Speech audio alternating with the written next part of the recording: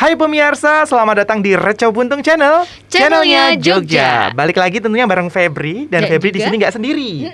Sama Alia dong, ditemani sama Alia di sini ya. Bener banget nih. Dan kita berdua bakalan cerita tentang kalau kemarin di episode sebelumnya Alia cerita bahwa punya kisah horor yang dialami oleh ibu dari sahabat Alia. Iya. Nah, kali ini Febri ingin mengangkat cerita dan ini benar-benar real terjadi di kehidupan Febri nih, Al. Di keluarganya Febri. Benar-benar di keluarga aku, masih keluarga si adiknya ibu aku. Oke. Nanti kita akan dengarkan, Iya, nanti kita akan dengarkan bersama. ya. Nanti kita akan dengarkan cerita lengkapnya dari Febri. Tapi tentunya pemirsa yang belum subscribe langsung subscribe channel kita.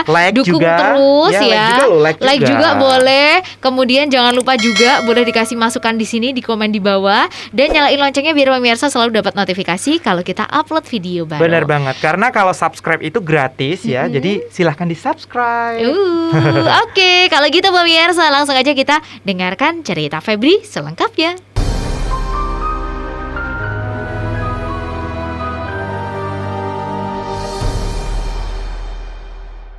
Nah, jadi gini Al, rumah Febri itu sedikit kayak horor ya.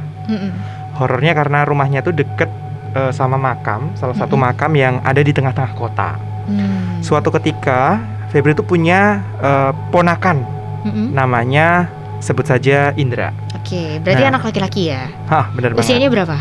2 tahun setengah. Masih kecil dong? Masih kecil banget, tapi dia bisa ngomong, udah bisa interaksi udah lah. Bisa lancar, udah bisa ngomong lancar. Udah bisa diajak komunikasi lah ya. Bener banget. Nah, suatu ketika itu adalah bertepatan dengan kurang lebih hampir 1 bulan itu Bude Febri itu meninggal. Bude Febri di situ juga kah? Di situ, di tetanggaan kita. Oh ya, jadi rumahnya kayak satu kompleks itu. Satu komplek itu. Nah, suatu ketika itu jarang banget nih anak namanya Indra ini masuk ke rumah Febri untuk main ataupun keluar masuk itu jarang. Cuman paling minta makanan terus pulang, namanya juga bocah kan.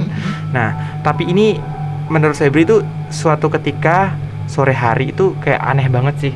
Jadi si Indra itu tiba-tiba sering banget main petak umpet dan sembunyi tanpa ada kejelasan. Jadi kayak, loh, Indra dicariin ibunya gitu. Tapi dia nggak ada. Tahu-tahu dia sembunyi di lemari, belakang lemari. Ini masuk, jadi si Indra ini beda rumah sama Febri ya? Beda rumah.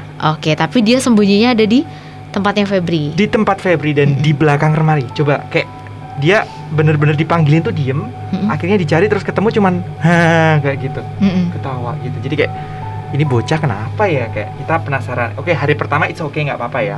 Terus hari berikutnya 2 hari setelah itu lagi-lagi terjadi. Ternyata dia sembunyi di bawah kasur, di bawah kolong kasur gitu. Dipan ya. Dipan, kalau orang Dipan. kenal kita namanya Dipan. Dipan. Nah, itu sembunyi di situ dan diem aja dicariin. Setelah setengah jam kan kita pasti panik. Ternyata tiba-tiba ditemuin di bawah situ, ternyata cuma diem aja ketawa, gitu. Ketawanya bener-bener flat gitu. Biasanya bocah itu nggak bakal ketawa kan kalau ditemuin, aku di situ kayak gitu. Tapi itu bener-bener flat seperti waktu kejadian pertama kali. Oke. Nah, after dari itu, ini kejadian ketiga. Berarti kayak pertama, kedua tuh biasa aja kan. Ini janggal banget sih kalau menurut Febri ketiga nih. Tiba-tiba dalam rumah keadaan sepi. Itu waktu ibu Febri nggak ada, bapak Febri nggak ada. Febri pun di kamar sendiri dikunci, gitu. Si bocah ini tiba-tiba masuk ke ruang belakang. Dan itu ruang belakang itu kok ya bisa-bisanya dia itu buka kunci. Bocah 2,5 tahun tapi bisa buka kunci yang bener-bener berat. Yang biasanya Febri aja kalau ke belakang itu buka kunci kayak susah gitu. Nah, itu kayak gudang atau apa gitu ya? Atau gudang, bisa dibilang gudang sih. Jadi tempat barang yang sudah jarang dipakai gitu. Buka, nih Febri jadi merinding nih ceritanya. Saya di rumah Febri sendiri sih Al. Jadi kayak tiba-tiba bocah itu tuh bisa banget buka pintunya. Tapi nggak tahu ya, kita mikirnya positif aja, mungkin dia udah bisa lah. Tapi kenapa dia tiba-tiba seorang Febri aja kalau buka aja kayak agak susah. Karena kan emang kayak kalau pintu yang nggak pernah dibuka tuh kan sulit ya. Kuncinya tuh kayak rada seret gitu. Agak seret gitu pemirsa. Jadi dia buka, tiba-tiba masuk dan ditutup dari dalam. Nah, teruslah panik lah setelah setengah jam kok Indra. Kita juga ikut nyariin. Biasa paling di tempat Bude kayak gitu kan. Coba cariin, di kolong nggak ada, di bawah lemari nggak ada.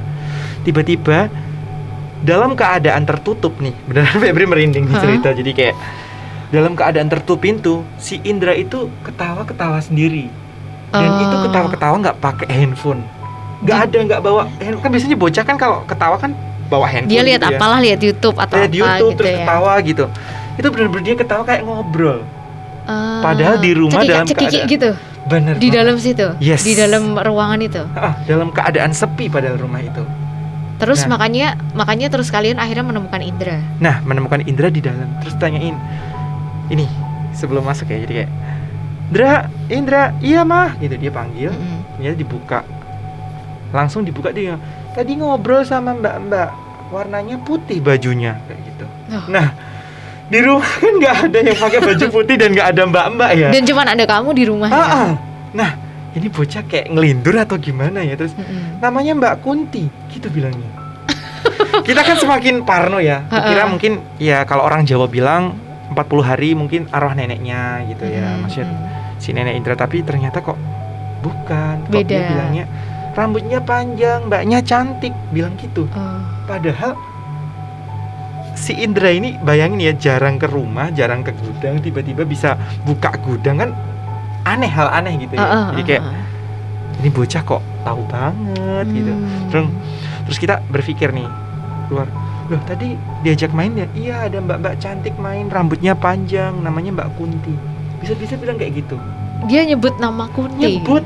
Dan setelah kita kan juga Indra tuh dapat istilah Kunti dari mana sih, bocah 2,5 tahun ya kan. Dilihatlah di YouTube-nya dia, ternyata nggak ada.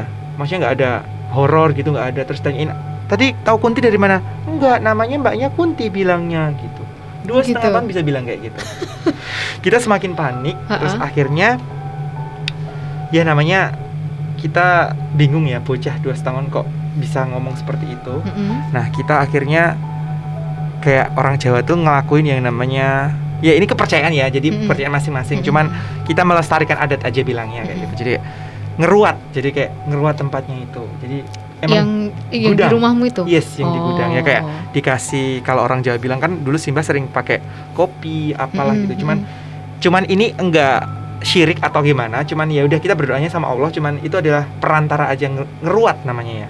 Jadi kayak ya udah akhirnya diruat. Ternyata memang ada salah satu orang yang pinter gitu, bisa kita bilang pinter gitu pemirsa. Terus dia bilang ya memang di situ itu ada kayak gitu kan, ada lemari kotak jati itu tinggalan simbahnya Febri, udah nggak dipakai, dan ada di dalam ruangan itu. Nah, dan ada di dalam ruangan itu. Ternyata dia itu kayak mendiami itu dan pengennya sih dipindahin karena memang udah lama. Dan itu biasanya kan kayak barang lama kok didiemin aja, nggak pernah dibersihin gitu.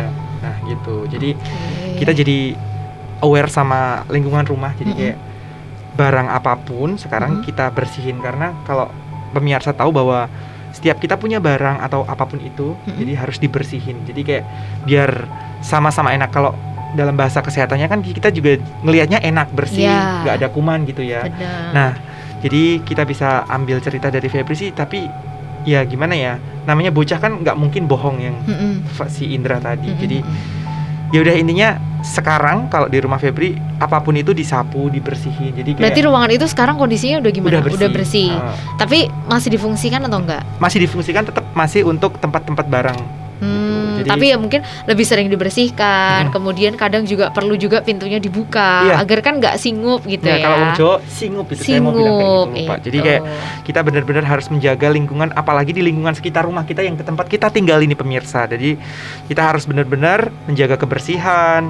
Kalau bisa didoain juga ya kan. Kita berdoa menurut agama dan kepercayaan masing-masing. Terus ya sering-sering punya pikiran positif aja sih kalau di rumah, kalau menurut Febri. Karena kalau kita udah punya energi negatif, pikiran jelek, itu malah mendistract pikiran kita buat mikirnya aneh-aneh. Betul. Jadi ya di happyin aja gitu. Oke, Ya kan? jadi buat pemirsa juga yang mungkin di rumahnya ada satu sudut atau satu tempat gitu ya, yang kok rasanya nih kok kayak aneh gitu. Bener banget. Nah, nggak ada salahnya nih untuk kemudian dibersihkan, untuk kemudian sering dijamah gitu ya. Kalau Alia sendiri di rumah ada ruangan yang yang gitu, enggak sih. Kebetulan berarti di rumah Alia sih kayak kejamah semua gitu. Karena kan rumahnya juga kecil, nggak terlalu gede gitu. Ya rumah Febri juga kecil, cuman ada salah satu ada gudang satu gudang itu gitu ya. Jadi kalau punya satu sudut ruangan yang mungkin memang jarang dijamah ya, coba untuk dibersihkan, dijamah, difungsikan lah Benar. ruangan itu gitu, agar kemudian ketika ada manusia di situ pasti juga ada energi lain yang Iya. ada di situ. Jadi Iya. tidak ditempati oleh yang lain.